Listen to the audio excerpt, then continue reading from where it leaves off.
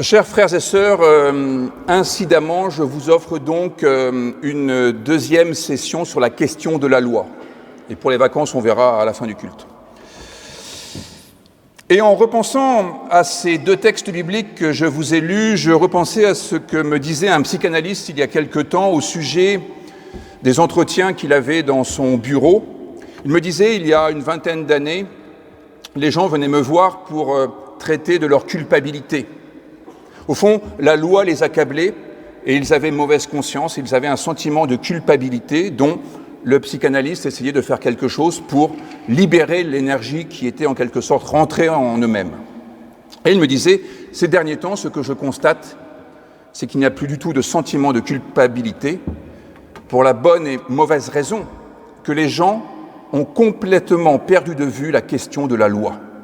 La loi n'est plus une question intégrée, encore moins structurante, en conséquence de quoi il n'y a plus de sentiment de culpabilité, ce qui de ce point de vue est une bonne chose, mais nous allons le voir, et vous l'avez peut-être un peu entendu avec la citation de Dietrich Bonhoeffer, s'exempter de la loi pose de sérieux problèmes. Alors, il était quand même question de vacances au départ dans ce texte sur le Shabbat et je vous explique pourquoi j'avais choisi le livre de l'Exode plutôt que le Deutéronome. Car dans le Deutéronome, vous avez exactement le décalogue, sauf pour le Shabbat. Il y a le Shabbat, mais il n'est pas expliqué de la même façon. Dans le Deutéronome, il est expliqué par rapport à la libération d'Égypte. Et donc, c'est la fin de la servitude. Ici, dans le livre de l'Exode, le Shabbat est expliqué par rapport à la création, en Genèse 1. Et il me semble qu'il y a là finalement deux projets différents qui s'expriment à travers l'instauration du Shabbat. Dans le Deutéronome, il s'agit d'une libération et donc de considérer qu'il ne faut pas sacrifier sa vie sur l'autel du travail pour pouvoir rester libre. Au fond, le Shabbat, qui maintenant est hebdomadaire, est une manière de vérifier chaque semaine que nous pouvons vivre une journée sans travailler, que nous ne sommes pas les esclaves du travail. Mais vous savez que dans la compréhension de ce verset, il ne s'agit pas simplement de l'activité professionnelle, car il ne faut pas porter de charge, il ne faut pas faire un chemin à pied d'une distance supérieure à quelques centaines de mètres, etc. Autrement dit, vérifier que nous sommes capables de ne pas dépendre d'Internet, parce qu'il ne faut pas produire d'électricité et donc il ne faut pas non plus utiliser Internet, le téléphone, etc. Oui. Peut-on vivre sans tout ce qui émaille notre quotidien et qui n'a pas un caractère essentiel ? Bon. Il me semble que dans la perspective du livre de l'Exode, ce n'est pas la dimension individuelle qui est en jeu, c'est la dimension sociale. Ce que nous entendons, c'est qu'en se référant au livre de la Genèse, au chapitre de la création, le Shabbat qui sert à arrêter l'activité humaine, s'arrêter de faire quoi que ce soit, nous permet d'être en relation les uns avec les autres. Autrement dit, la loi, en nous empêchant, fait apparaître l'autre. Je crois que c'est ça le sens du livre de la Genèse. Dieu crée en faisant apparaître ce qui est là et qu'on ne voyait pas forcément parce que nous étions tout à nos affaires. Il y a un travail de révélation dans Genèse 1 qui trouve son apogée dans le Shabbat. Il y a encore en quelque sorte une épiphanie de l'autre dans le Shabbat. Parce que nous ne sommes pas affairés à nos affaires comme Marthe dans la cuisine, nous pouvons entrer en relation avec l'autre. Nous cessons de nous agiter un peu inutilement ou de nous justifier par les œuvres et nous avons la place, le temps, la disponibilité d'esprit pour découvrir celui qui se tient là, à nos côtés et qui était peut-être étouffé sous l'amoncellement d'activités. Ce que j'aimerais vous faire comprendre en reprenant une phrase d'Albert Camus, en le paraphrasant, en faisant une petite distorsion, un chrétien, ça s'empêche. Voilà.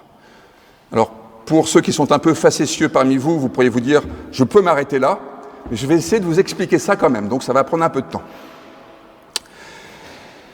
Ce qui est frappant, c'est de constater que le décalogue, comme je vous le disais, est une collection d'interdits, principalement, une liste de choses qu'il ne faut pas faire. Et c'est paradoxal, avec le début de la phrase de Paul, « tout est permis ». Si tout est permis, au fond, on pourrait se dire, on n'a pas besoin d'avoir des interdits. Mais Paul continue en disant que personne ne cherche son propre intérêt, mais celui d'autrui. Cela signifie que pour une grande part, Dieu place devant nous des interdits pour que nous puissions faire un peu de place à l'autre, que nous puissions prendre en considération celui qui est à nos côtés. Souvent, on se dit que la spiritualité chrétienne devrait être une sorte de coaching chrétien, c'est-à-dire nous donner tous les tuyaux, les bonnes recettes pour passer de bonnes vacances, pour avoir une vie géniale, donc toutes les recettes à faire pour être heureux. Mais en réalité, la Torah notamment est plutôt une collection d'interdits. Et donc, on ne peut pas vraiment dire que la spiritualité chrétienne ou que Jésus-Christ soit un coach qui guiderait pas à pas dans la moindre des situations. Le décalogue nous dit plutôt ce qu'il ne faut pas faire d'une manière assez générale pour nous faire comprendre que ce qu'il ne faut pas faire, c'est d'empiéter sur le domaine des autres. Pour le dire d'une manière positive, il s'agit donc de laisser de la place aux autres. La loi est ici une manière de dire que nous devons tenir compte des autres lorsque nous vivons, lorsque nous agissons, lorsque nous parlons aussi. Paul ira plus loin en précisant que nous ne devons pas vivre en cherchant notre propre satisfaction, mais en faisant ce qui sera bon pour les autres. Et ça, c'est la définition de l'altruisme. Je dirais donc que le Shabbat est une pause dans notre vie, une pause dans nos actions, une pause dans nos projets pour l'autre. C'est le meilleur moyen pour laisser les autres respirer. Et au fond, quand on prend des vacances, c'est d'abord les autres souvent qui en prennent. Si nous étions toujours actifs,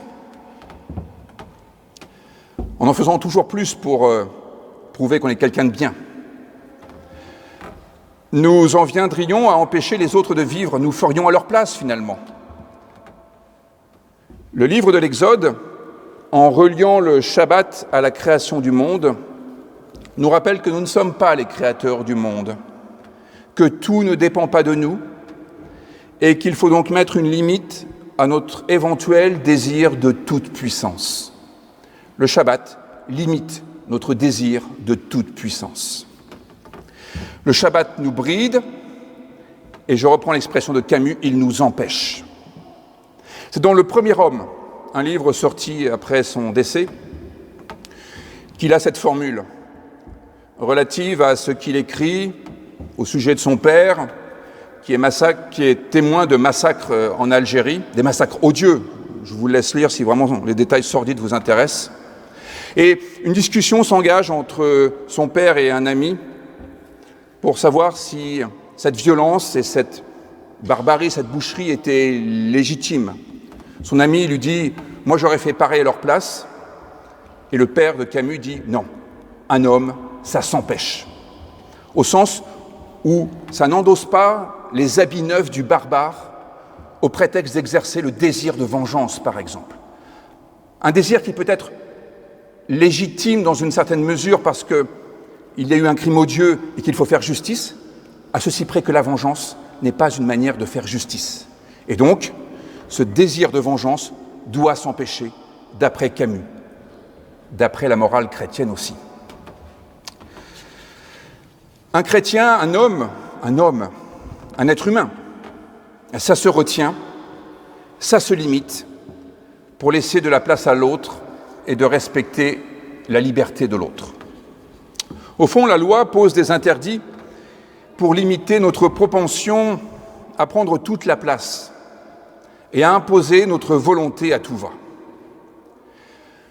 En limitant notre activité, la loi laisse aux autres la possibilité d'être libres de mener la vie selon ce qui est juste pour eux.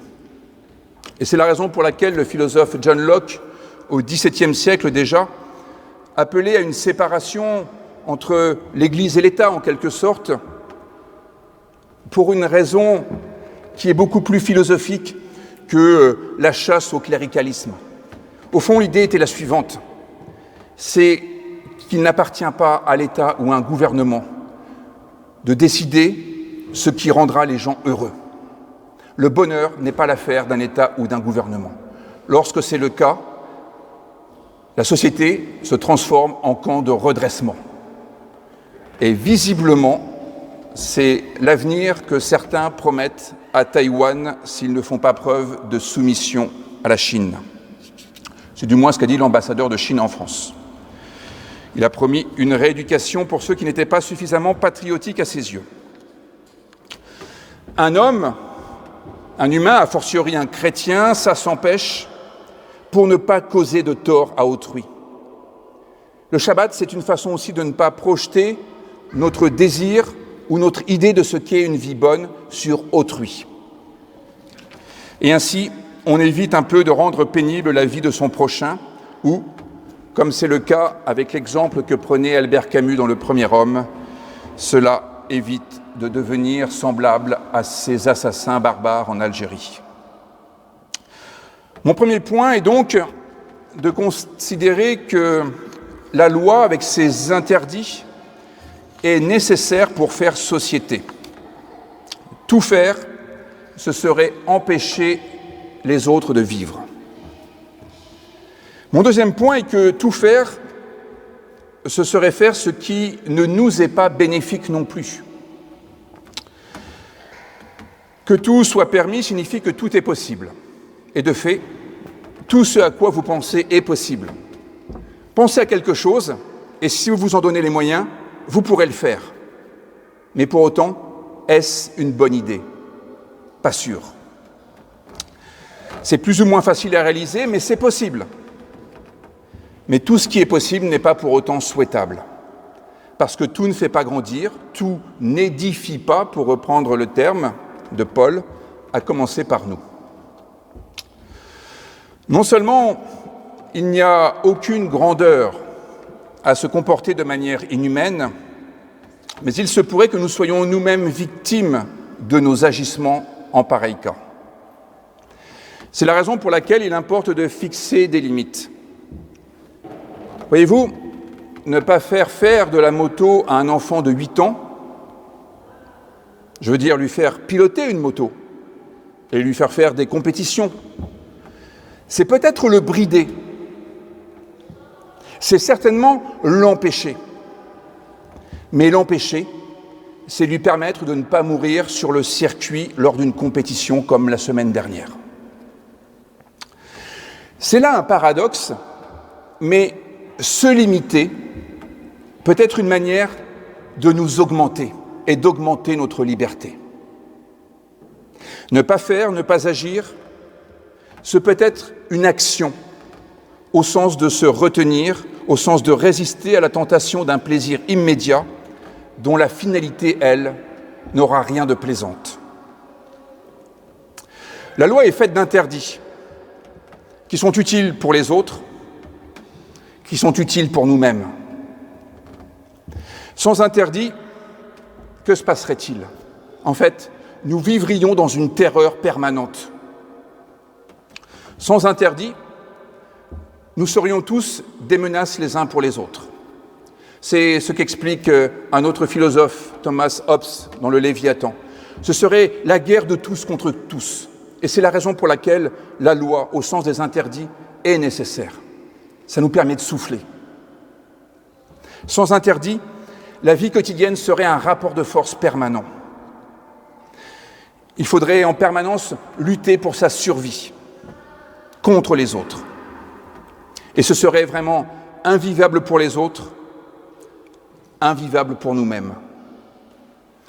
Il en va de même pour les tyrans qui, en dirigeant leur pays de manière arbitraire, en exerçant une tyrannie, ne sont pas à l'abri d'une révolte populaire, ils le savent bien. Ils ne sont pas à l'abri d'une tentative d'assassinat. Dietrich Bonhoeffer lui-même a participé à une tentative d'assassinat contre Adolf Hitler. L'histoire montre que les tyrans sont les plus grands paranoïaques parce qu'ils savent que maintenant qu'ils ont aboli la loi, alors ils sont susceptibles d'être à la merci du désir d'assassinat du premier venu. Et leur vie devient un véritable cauchemar. Joseph Staline meurt de paranoïa parce qu'enfermé à double tour dans cette pièce où il était pour être sûr que personne ne vienne le tuer, il n'a pas pu être sauvé, je crois, de son AVC. La loi nous sécurise en vérité, même si elle n'est pas en mesure de nous garantir la sécurité absolue, précisément parce que tout le monde ne se soumet pas volontairement à la loi. Et si la loi est faite d'interdits, et non pas uniquement de paroles positives qui nous diraient ce qu'il faut faire, c'est parce que nous ne sommes pas tous des êtres moraux.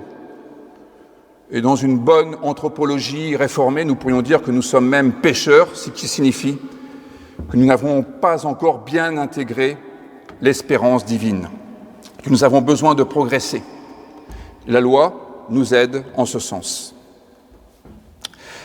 Si notre société était composée uniquement d'êtres moraux, c'est-à-dire de gens qui tiennent compte des autres, des gens qui, comme le demande l'apôtre Paul, agissent en fonction des autres, ou, comme le suggérait le philosophe Paul Ricoeur, ont une éthique inspirée par la formule « après vous ».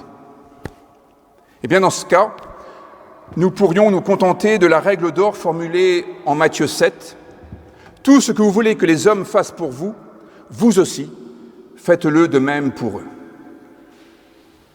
Mais une telle parole en notre monde est un peu dangereuse car elle laisse libre cours aux agissements des psychopathes et des pauvres pécheurs que nous sommes. Vous savez, cette formule « faites comme chez vous », moi, à titre personnel, je ne la prononce jamais parce que je ne sais pas trop comment les gens se comportent chez eux. Et il y a des menues surprises qui font un peu grincer des dents.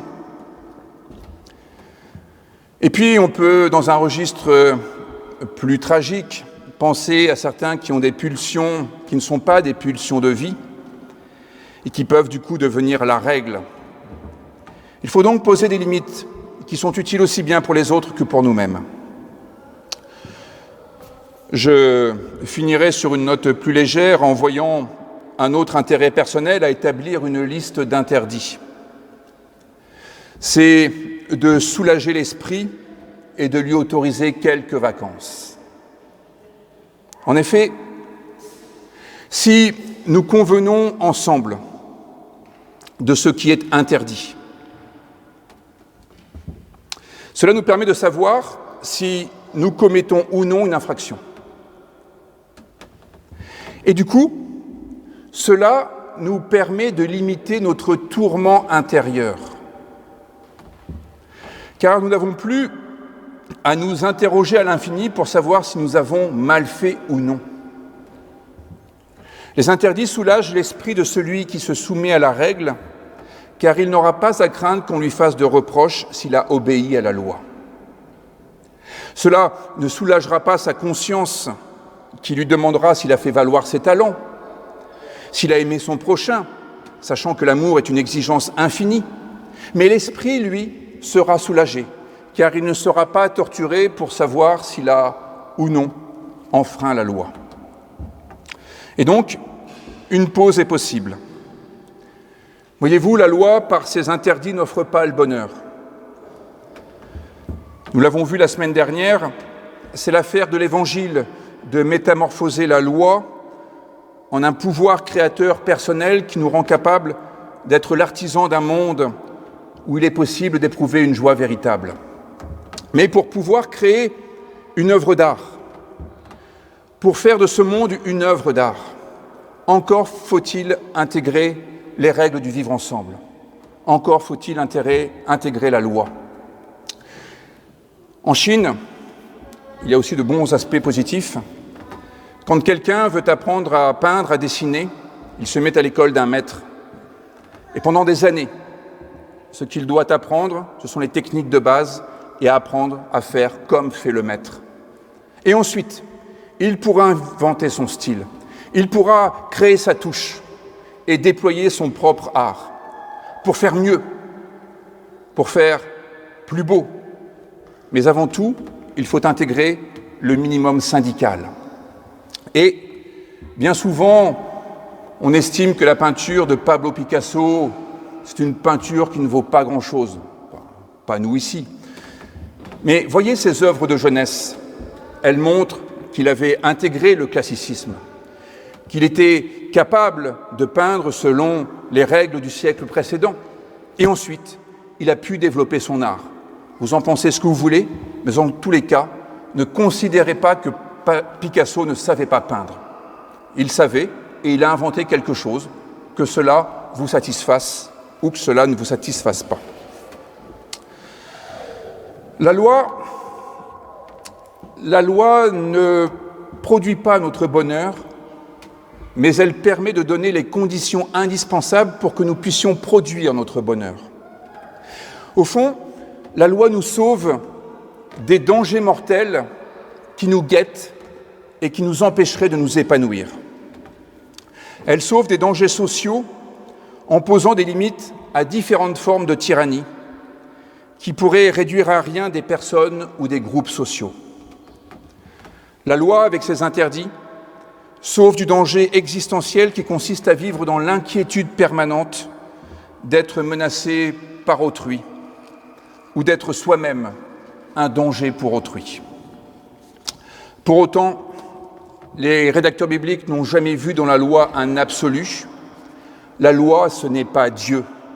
La loi est toujours interprétée dans les textes bibliques, mais ce qu'il y a d'intéressant dans la loi, à travers ces textes que nous avons relus ce matin, c'est qu'elle est une pédagogie utile de Dieu pour nous conduire vers l'autre et découvrir qu'il est un frère, une sœur, dont nous avons la responsabilité. Amen.